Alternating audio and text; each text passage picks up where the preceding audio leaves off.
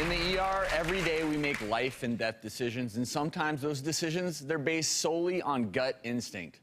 Our first story, this is one you should sit down for. I got up around 6:30. I looked around, Justin wasn't home, and I saw some numbers on my phone, and I called the one number back, and it was his friend, and she said, "Is Justin home?" And I said, "No." And she said, "I'm really worried." I just started heading to the last place where I left him off that Friday night. And I'm coming around the corner, and he was just laying there looking up in the sky.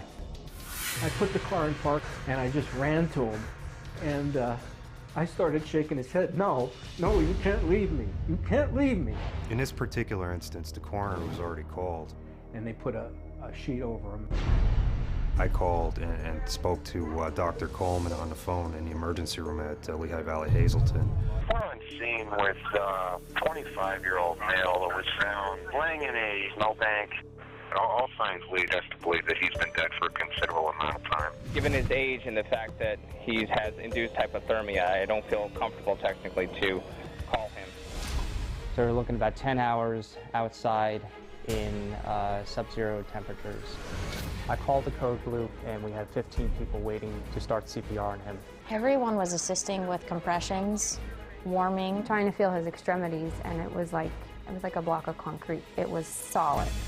So when we got to the hospital, Dr. Coleman introduced himself. I sat down and looked at the father and said, "You know what? I've been through your pain right now, and I can't pronounce him. He's cold." He said, "Do I have your permission to do a potassium check?" When I explained to him that the potassium was normal, it just seemed like there was a little flicker of hope in his eye. He said, "Do I have your permission to life flight him to Lehigh Valley Hospital?" I said, "Absolutely." Even though his body was still frozen, much like a block of ice, there was still a very remote chance that Justin could be revived. So he was sent to Lehigh Valley Hospital, hoping for a miracle.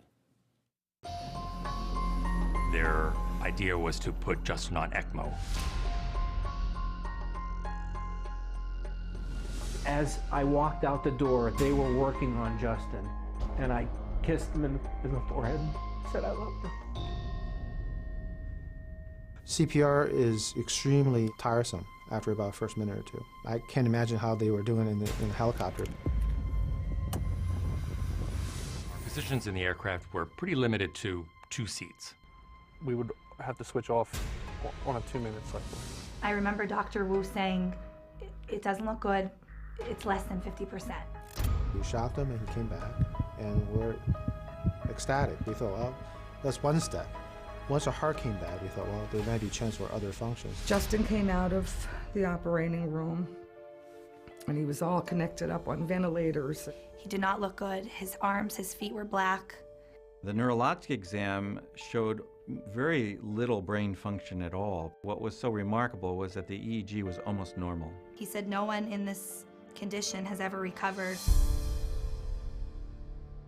And joining us now are Justin's family members, his dad, Don, mom, Sonia, and his sisters, Ashley and Sarah, join us in the audience. Thank you.